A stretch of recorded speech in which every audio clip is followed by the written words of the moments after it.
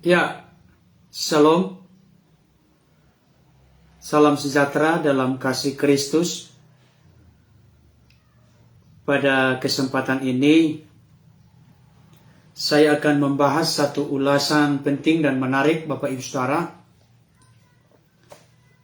Adapun topik dari ulasan kali ini, menjawab saudara Muslim yang pernah membuat pernyataan, tidak ada juru selamat bagi orang Kristen, karena Yesus diutus hanya untuk Bani Israel. Ada beberapa apologet dari saudara kita Muslim yang membuat pernyataan tersebut, dan itu bukan merupakan sesuatu yang asing bagi kita. Mereka membuat sebuah klaim, konklusi, kesimpulan. Tidak ada juru selamat bagi orang di luar Israel, termasuk di dalamnya orang-orang Kristen. Kenapa? Argumentasi mereka adalah karena Yesus diutus hanya untuk Bani Israel. Benarkah demikian? Bagaimana kita meresponi, menanggapi atau menjawab pernyataan yang demikian, Bapak Ibu Saudara? Salah satu panggilan dalam kekristenan adalah kita perlu memberikan pertanggungjawaban, pros apologian. Artinya, pembelaan iman, jikalau iman kita disalah mengerti, disalah pahami oleh orang-orang lain. Sehingga mereka tidak tetap tinggal di dalam kesalahpahaman, kesalah mengertian tersebut. Sekaligus ini menjadi jalan, peluang, dan kesempatan untuk mewartakan dan menyatakan kebenaran Tuhan, sehingga tidak terus-menerus disalah mengerti, disalah pahami oleh orang lain.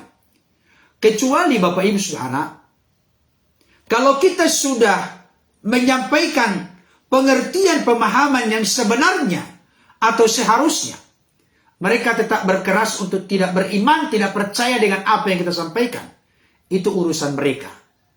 Tapi ketika muncul kesalahmengertian, kesalahpahaman, adalah tugas tanggung jawab kita sebagai orang-orang percaya untuk meluruskan kesalahmengertian, kesalahpahaman tersebut. Ada ayat yang mengatakan begini, Bapak Ibu Saudara. Jika seorang tahu bagaimana ia harus berbuat baik, tetapi ia tidak melakukannya, maka ia berbuat dosa. Ayat itu ingin memberikan konfirmasi penegasan kepada kita. Ternyata ada dosa pasif. Dosa pasif artinya kita tahu sesuatu itu salah, tapi kita tidak menyampaikannya, tidak meluruskannya, maka kita berdosa.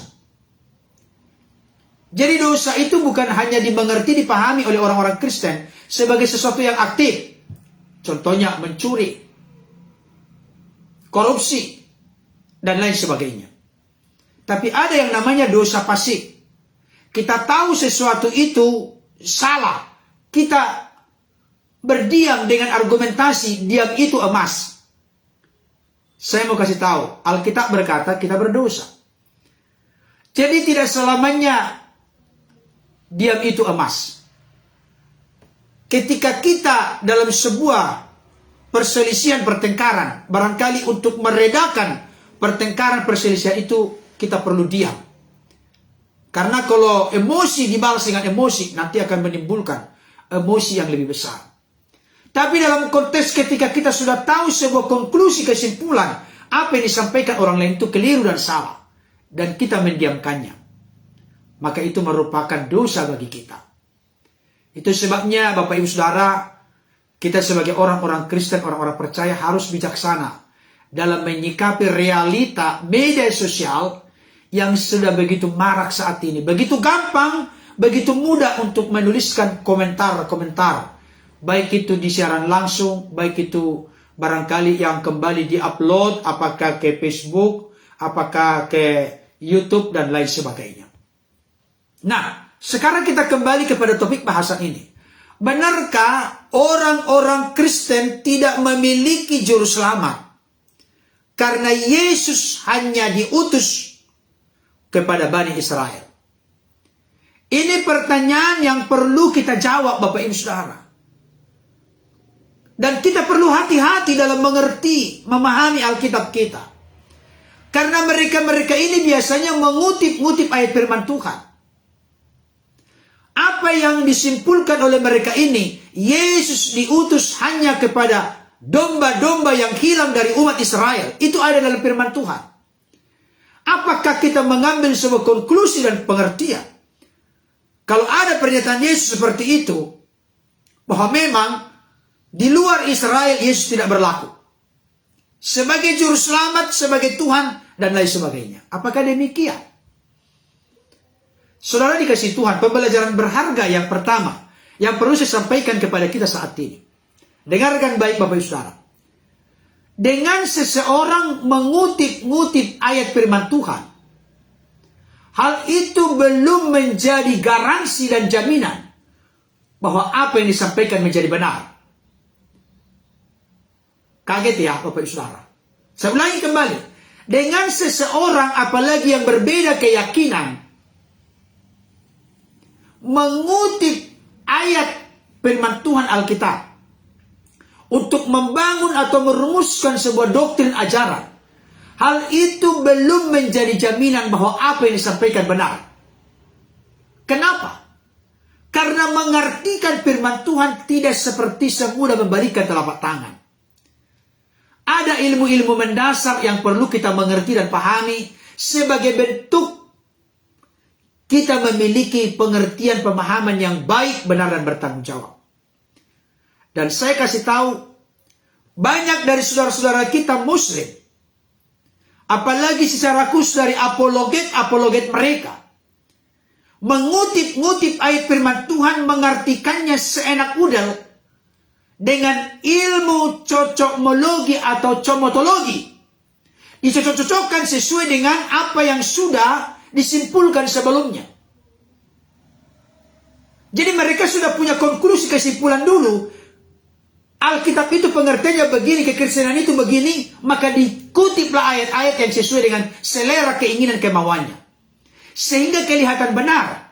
Itu sebabnya orang-orang Kristen harus menggali, mengeksplorasi, mendalami Alkitabnya, kitab sucinya. Kalau tidak, orang-orang yang pemula, orang-orang yang awam akan dengan mudah mereka belokkan dari iman kepada Kristus. Coba, kalau kita ikuti pola pikir seperti yang pernah disampaikan oleh Ustadz Munsir Situmorang. Mohon maaf saudara-saudaraku Kristen, kata beliau. Tidak ada juru selamat bagi orang Kristen. Karena Yesus diutus hanya kepada domba-domba yang hilang dari umat Israel. Nah, ayat itu diambil dari mana? Kita melihat di sini. Matius pasal 15 ayat 24. Ini ayat favorit dari Ustadz Munsir Situmorang. Termasuk banyak apologet lain. Mengutip ayat ini. Kita coba lihat. Matius 15 ayat 24. Dikatakan demikian. Jawab Yesus, Aku diutus hanya kepada domba-domba yang hilang dari umat Israel. Waduh. Ayat ini begitu eksplisit katanya. Begitu jelas, tidak perlu ditafsir, tidak perlu neko-neko, jangan dibolak-balik, jangan coba dibelok-belokkan katanya. Saudara dikasih Tuhan, saya mau kasih tahu salah satu titik terlemah yang seringkali menjadi habit kebiasaan dari saudara-saudara kita di luar Kristen mengartikan Alkitab, termasuk secara khusus apologet model seperti Ustadz Munsir Situmorang. Mengutip ayat lepas dari konteks sehingga kelihatan benar, kelihatan meyakinkan, kelihatan begitu mantap, tapi rapuh Bapak Ibu Saudara. Kenapa? Konteks yang perlu kita perhatikan. Inilah titik kelemahan dari saudara-saudara kita yang lain yang coba sibuk mencampuri intervensi keyakinan orang lain, tapi tidak mendalami keyakinan sendiri. Dan ini seringkali terjadi kepada saudara-saudara kita yang tadinya beragama Katolik dan Kristen, beralih keyakinan kepada yang lain. Mereka bukan sibuk mendalami kitab sucinya yang baru. Mereka sibuk membicarakan kitab suci yang ditinggalkan sebelumnya. Tetapi ketika mereka waktu masih Kristen atau Katolik, mereka sebenarnya begitu miskin dan dangkal, gak ngerti apa-apa tentang doktrin ajaran kekristenan yang bertitik tolak bersumber dari Alkitab. Saudaraku yang dikasihi oleh Tuhan, coba kita memperhatikan ayat-ayat ini. Dengarkan baik. Memahami Alkitab, Alkitab ini tidak diarahkan pertama-tama kepada orang Indonesia. Bukan. Diarahkan kepada orang-orang Yahudi, orang-orang Israel saat itu. Bahkan dalam eksistensi sebagai manusia, Yesus adalah orang Yahudi yang dilahirkan oleh Bunda Maria dari suku Yehuda, dan bukan ayah biologisnya Yusuf dari suku Yehuda. Orang Israel. Saudara dikasihi Tuhan, konteks bacaan ini penting. Ini yang perlu saya sampaikan kepada kita. Dan tolong saudara-saudaraku dari orang-orang berkeyakinan di luar Kristen, ketika Anda ingin mendekati Alkitab, teks tidak boleh lepas dari konteks. Konteks yang dimaksud di sini, konteks dekat, ayat-ayat sebelum dan ayat-ayat sesudahnya. Bisa satu pasal, bisa konteks yang lebih jauh satu kitab, bisa konteks yang lebih luas satu Alkitab. Ini keseluruhan. Orang-orang Kristen meyakini, mempercayai, bertitik tolak dari 2 Timotius 3 ayat 16. Segala tulisan yang diilhamkan Allah memang bermanfaat untuk mengajar, menyatakan kesalahan, memperbaiki kelakuan, dan mendidik orang dalam kebenaran. Jadi Alkitab dari Kejadian 1 ayat 1 sampai Wahyu 22 sudah menjadi bagian yang terintegrasi dalam penghayatan, pengertian, pemahaman orang Kristen. Bertitik tolak dari data fakta Alkitab.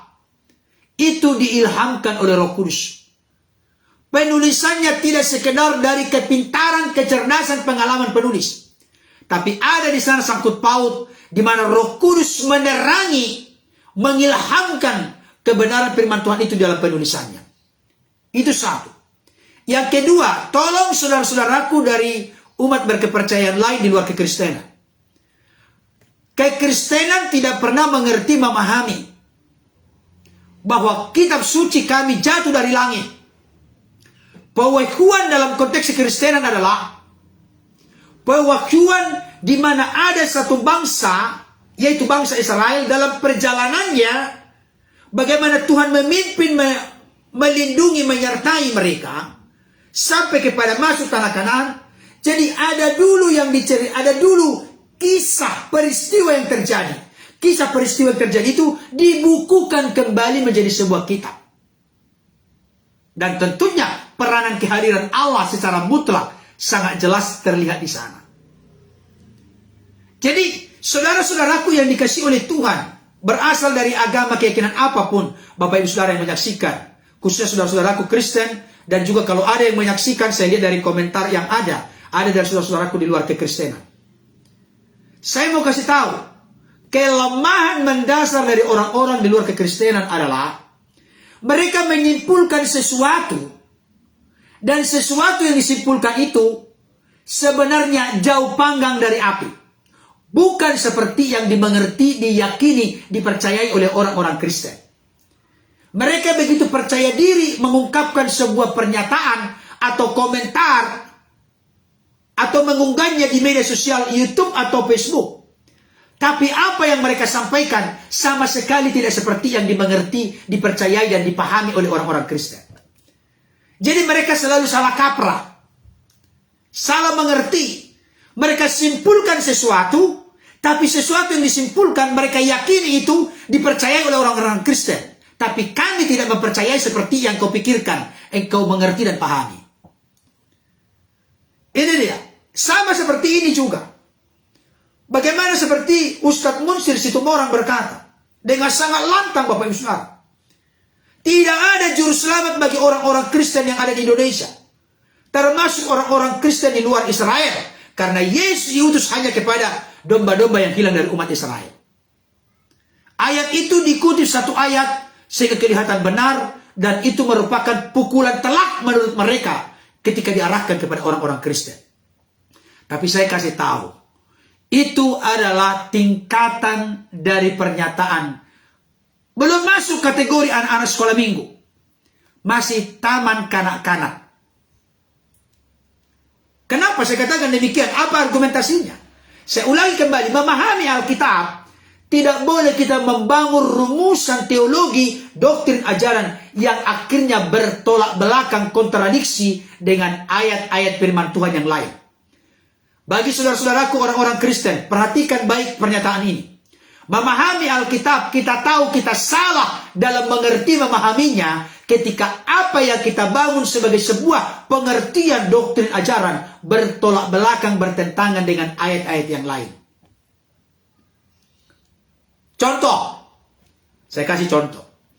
Ada ayat yang mengatakan Allah sanggup melakukan segala sesuatu. Pertanyaannya, apakah Allah sanggup menjadi setan atau iblis? Apalah Allah sanggup berdosa? Tidak mungkin. Karena Allah tidak bisa lepas dari sifat watak karakternya. Allah itu kudus, tidak mungkin lagi berdosa. Segala sesuatu yang dimaksud di situ adalah dalam otoritas dan kuasanya yang tidak bertentangan, tidak kontradiksi dengan atribut Allah, sifat watak karakter Allah itu sendiri. Saudaraku yang dikasih Tuhan, coba kita lihat, jangan lari kemana-mana ya. Kita lihat di sini. Konteks bacaan kita ini ada seorang perempuan Kanaan, perempuan Syrophoenisia. Dia percaya. Dan dalam sebuah momen, dia datang kepada Yesus dengan berkata, kasihanilah aku ya Tuhan anak Daud, karena anakku perempuan kerasukan setan dan sangat menderita. Dia minta pertolongan kepada Yesus. Notabene dia adalah perempuan Kanaan, perempuan Syrophoenisia. Kanaan berarti perempuan di luar Bani Israel. Nah, saudaraku yang dikasih oleh Tuhan, untuk menjawab pertanyaan ini sebenarnya sangat praktis ketika coba Ustadz Sanihu Munir dan sejenisnya, para apologet dan saudara-saudaraku muslim yang lain yang salah kaprah, yang salah paham, gagal paham, salah mengerti tentang hal ini. Coba kita baca kepada ayat berikutnya, ayat yang ke-27, ayat 28. Dikatakan demikian, Matius 15 ayat 28. Maka Yesus menjawab dan berkata kepadanya, kepada siapa? Kepada perempuan Kanaan, perempuan Syrophoenisia ini. Hai ibu, besar imanmu, maka jadilah kepadamu seperti yang kau kehendaki. Dan seketika itu juga anaknya sembuh. Pertanyaan saya praktis saja. Apakah Yesus pada akhirnya menolong perempuan ini yang mana anaknya kerasukan setan dan sangat menderita? Apakah Yesus menolongnya? Kalau jawabannya ya, berarti maksud dan tujuan dari pernyataan Yesus yang menegaskan aku diutus hanya kepada domba-domba yang hilang dari umat Israel. Apakah Yesus di sini tidak konsisten? Pelin-pelan? Oh tidak. Yesus di sini sebenarnya hanya menguji ketulusan, kemurnian, keimanan dari perempuan ini.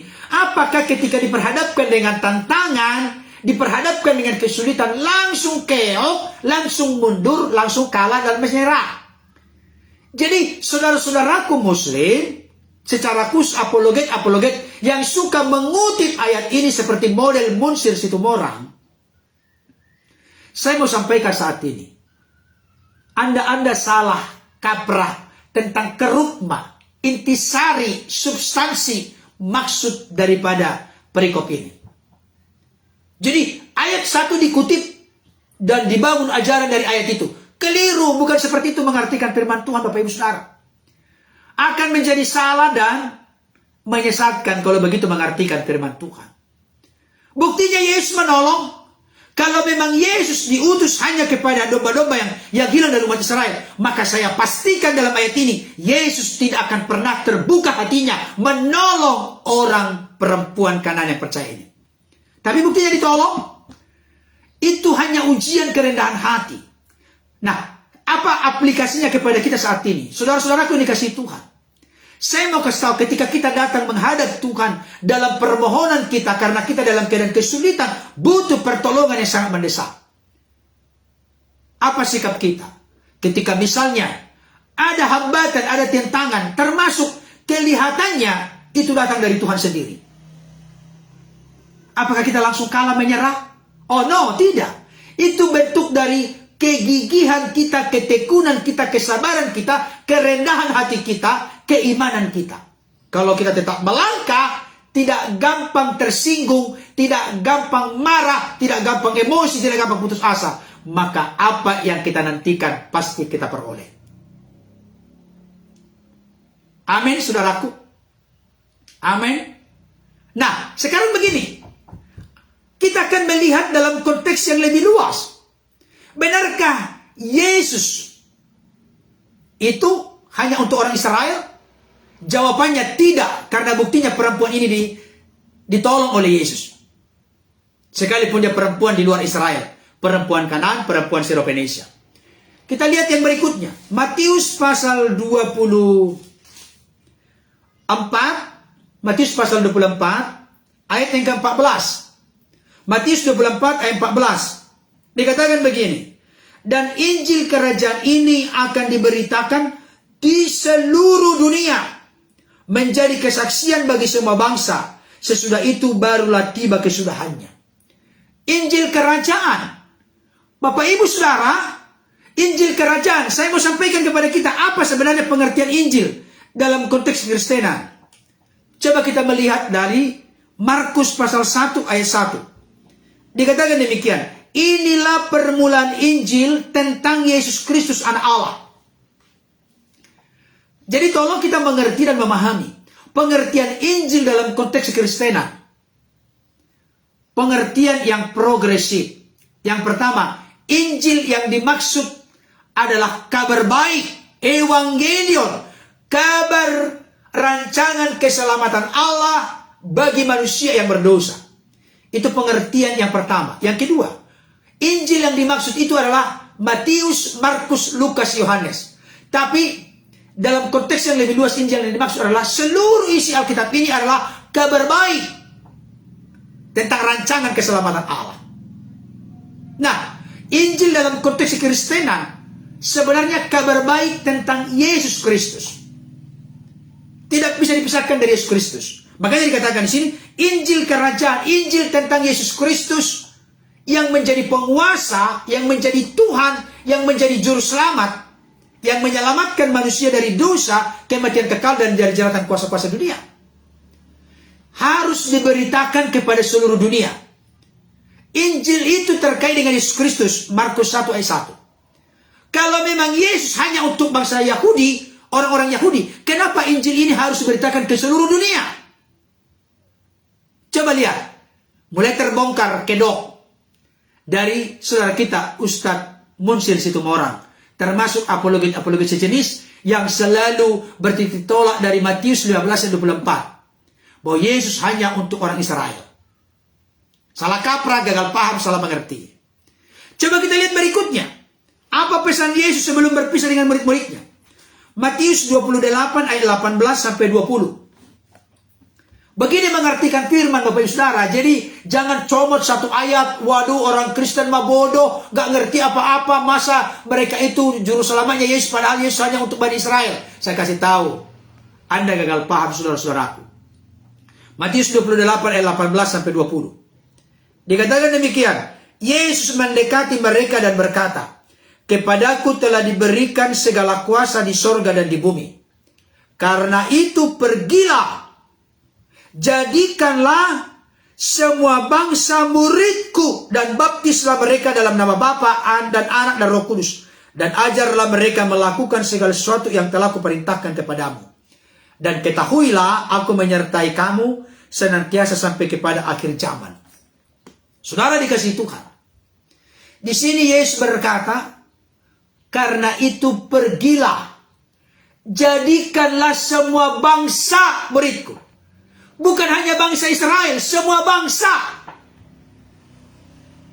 Ini ayat mau dikemanakan Bapak Ustadz Munsir Situmorang dan apologet-apologet lain yang sering berkata menyimpulkan Yesus hanya untuk Bani Israel.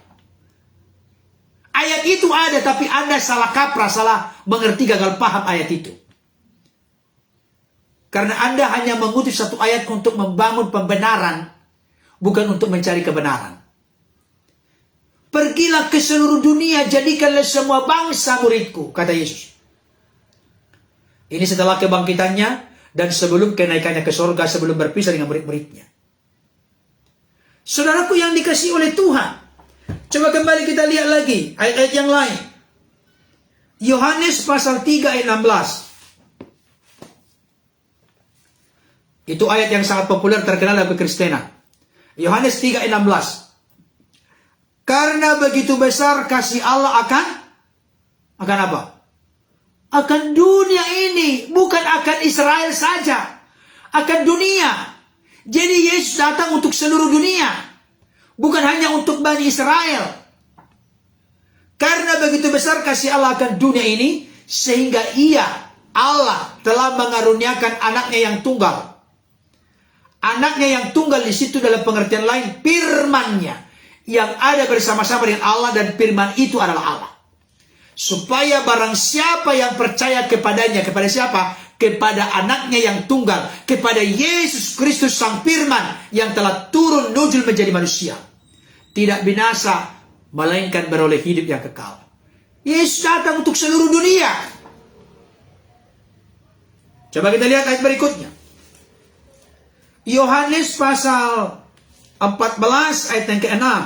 Ayat yang sangat populer dan terkenal dalam kekristenan. Dikatakan demikian, 14 ayat 6. Kata Yesus kepadanya, Akulah jalan dan kebenaran dan hidup. Tidak ada seorang pun yang datang kepada Bapa kalau tidak melalui aku.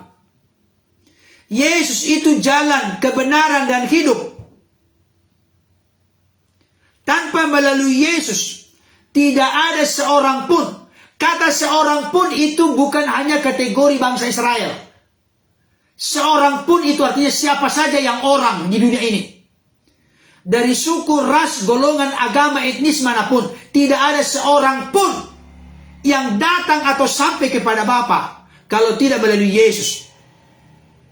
Yesuslah perantara jalan satu-satunya ke surga. Kalau orang-orang dunia sering berkata ada banyak jalan ke Roma.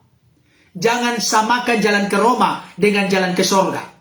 Sejauh timur dari barat, setinggi langit di atas bumi. Jalan ke surga hanya satu. Melalui Yesus dan di dalam Yesus. Tidak ada seorang pun. Seorang pun artinya siapapun. Bapak Ibu Saudara yang hadir saat ini menyaksikan orang enggak? Berarti kita semua yang menyaksikan saat ini dan akan menyaksikan kemudian. Tidak ada seorang pun di antara kita yang sampai kepada Bapa, sampai kepada surga, sampai memperoleh hidup yang kekal, kecuali melalui Yesus. Karena itu kalau engkau menyaksikan saat ini, siaran ini, bukalah hati pikiranmu. Roh Kudus bekerja sehingga engkau percaya mengaku Yesus sebagai Tuhan Juru Selamat dalam hidupmu. Berikutnya yang terakhir. Kisah Para Rasul 4 ayat 12. Dikatakan demikian. Dan keselamatan tidak ada di dalam siapapun juga selain di dalam Dia, sebab di bawah kolong langit ini, sebab di dalam dunia ini tidak ada nama lain yang diberikan kepada manusia yang olehnya kita dapat diselamatkan. Jadi di bawah kolong langit, siapapun manusia yang hidup di dunia ini, tidak ada yang memperoleh keselamatan selain di dalam Yesus. Berarti kalau disebut di bawah kolong langit, di dalam dunia ini, di dalam bumi ini, keseluruhan, bukan di bawah Israel saja, tapi di dalam seluruh dunia, tidak ada keselamatan yang olehnya manusia dapat diselamatkan, kecuali di dalam nama Yesus. Terakhir, saya mau sampaikan kepada Bapak Saudara, Yesus itu namanya menyelamatkan. Yesus Hosea, Yehosua, Yosua, Allah menyelamatkan. Itu pengertiannya. Yesus. Jadi Yesus itu namanya menyelamatkan, pribadinya menyelamatkan karena mati di kayu salib menebus kita dari dosa, ketidaktaatan, dosa pemberontakan. Dan kuasanya menyelamatkan. Pribadinya menyelamatkan, namanya menyelamatkan, kuasanya menyelamatkan. Oleh karena itu, saya mau mengetuk pintu hati Bapak Ibu Saudara yang belum terbuka dan percaya kepadanya sebagai Tuhan.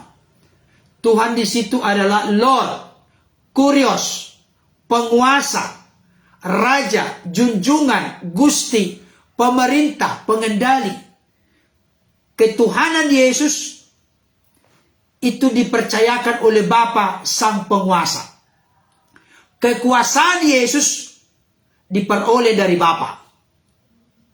Itu Matius 28 ayat 18. Dan juga Kisah Para Rasul 2 ayat 36.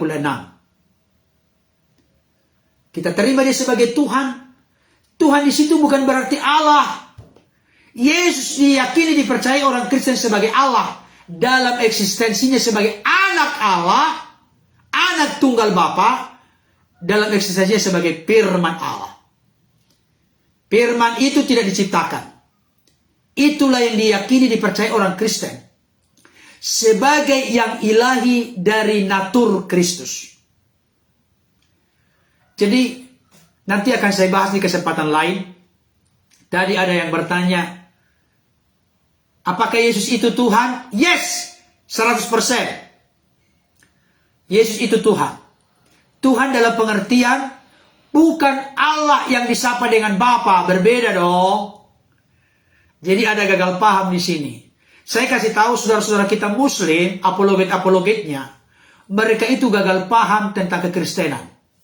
Kelemahan mereka yang paling fatal adalah mereka menyimpulkan doktrin ajaran kekristenan adalah begini.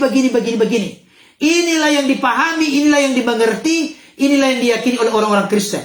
Padahal kita tidak mengerti seperti itu. Berbeda. Gak seperti yang Anda pahami. Itu kan kesimpulanmu, bukan kesimpulan kami. Jangan Anda memaksakan kesimpulanmu kepada kami. Karena kesimpulan kami bukan seperti kesimpulanmu. Biarlah kesimpulanmu itu sebagai bentuk perenungan bagimu. Karena engkau belum mengerti, memahami. Dan doa kami supaya hati dan pikiranmu terbuka. Sehingga kau boleh mengerti bahwa Yesus itu adalah Tuhan dan Juru Selamat.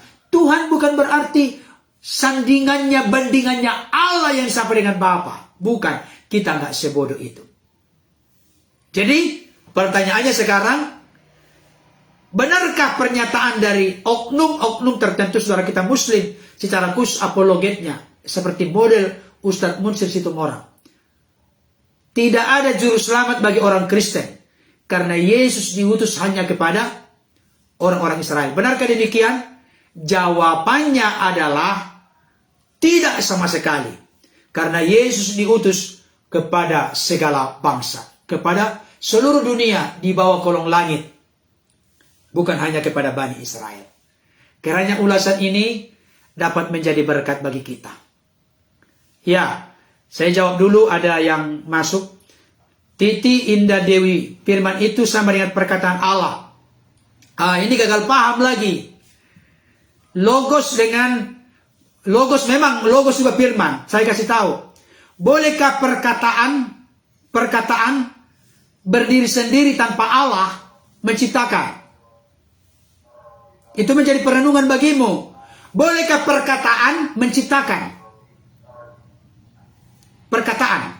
Kalau hanya perkataan. Firman Tuhan menegaskan, Yohanes 1 ayat yang ketiga, segala sesuatu dijadikan oleh Dia. Kalau Dia hanya perkataan, bisakah mencipta? Tolong dijawab. Kalau Dia hanya perkataan, bisakah mencipta? Yohanes 1 ayat 3, segala sesuatu dijadikan oleh Dia. Dia di situ adalah firman. Karena ayat 1 berkata, pada mulanya adalah firman, firman itu bersama-sama dengan Allah, dan firman itu adalah Allah.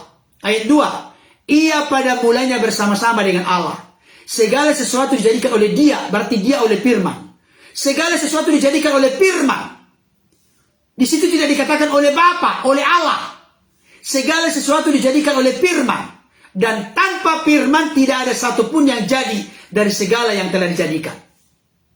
Kalau firman pengertianmu hanya perkataan, bisakah perkataan berdiri sendiri mencipta?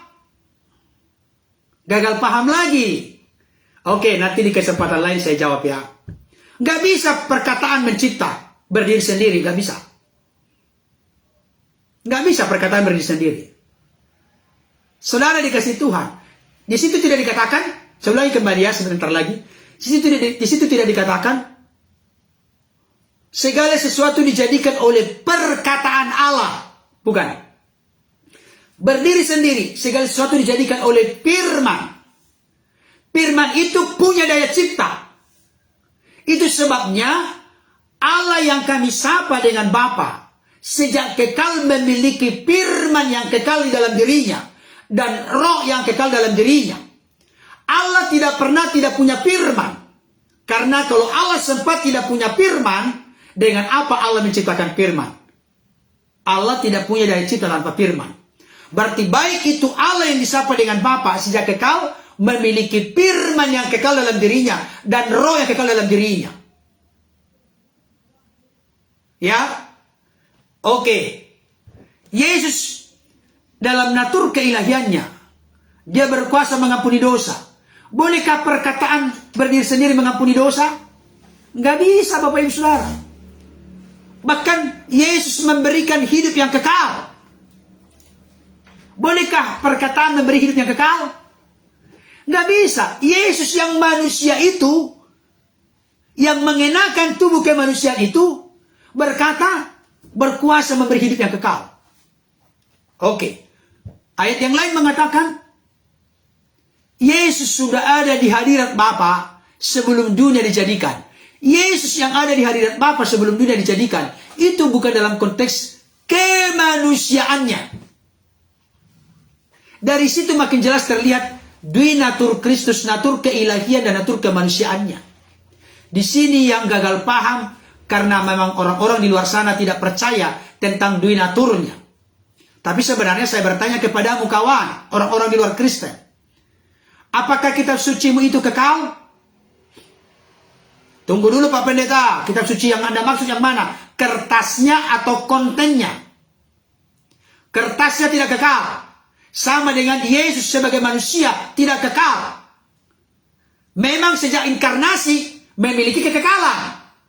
Tidak pernah lagi tidak ada, tetap ada sejak inkarnasi. Tetapi eksistensi Yesus sebagai firman kekal. Ini dia. Ya. Oke. Yesus itu punya kemuliaan di hadirat Bapa sebelum dunia dijadikan. Pertanyaan saya, keberadaan Yesus di hadirat Bapa sebelum dunia dijadikan, apakah itu terkait dengan kemanusiaannya? Tentu tidak. Karena kemanusiaannya diperoleh dari rahim Bunda Maria dan dilahirkan. Berarti Yesus yang mengaku dengan mulut kemanusiaannya menunjukkan jati dirinya punya natur keilahian. Permuliakanlah aku di hadiratmu ya Bapa, seperti kemuliaan yang kumiliki di hadiratmu sebelum dunia dijadikan. Sebelum dunia dijadikan Yesus sudah ada. Dalam eksistensi sebagai firman Allah. Pada mulanya adalah firman. Firman itu bersama-sama dengan Allah. Dan firman itu adalah Allah. Oke, itu konsep pembahasan yang lain. Saya akan bahas nanti. Dengarkan dan saksikan Bapak Saudara. Saya akan membongkar dari Alkitab bahwa Yesus punya kelebihan dan keutamaan yang melebihi nabi lain, nabi manapun, yang tidak dimiliki oleh nabi lain. Saya akan bongkar dari Alkitab untuk mencelikkan, membuka mata hati, mata rohani kita, khususnya orang-orang di luar sana yang masih tertutup hati pikirannya. Padahal nanti Yesus itu sebagai hakim yang adil loh. Setiap lidah mengaku Yesus Tuhan, setiap lutut sujud menyembah kepadanya. Setiap lidah, punya lidah enggak? Punya lutut enggak? Ada saatnya akan sujud menyembah kepada Yesus. Tapi di dalam konteks penghakiman terakhir. Selama kita hidup masih ada kesempatan, peluang. Mari rendahkan hati. Pahami kekristenan, pahami kitab suci bukan untuk mencari-cari kesalahan, tapi berdoalah secara pribadi begini, Tuhan, aku rindu menemukan dan mengenal Allah yang benar. Bukalah hati pikiranku. Kalau itu yang menjadi sikap Bapak Ibu Saudara, orang-orang di luar Kristen, untuk memahami Alkitab, maka Roh Kudus akan bekerja mencelikkan mata hati, mata rohanimu, sehingga terbuka percaya menerima Yesus sebagai Tuhan dan Juru Selamat. Oke? Selamat berkarya beraktivitas sepanjang hari ini. Tuhan Yesus memberkati. Sampai bertemu di kesempatan berikutnya. Dadah.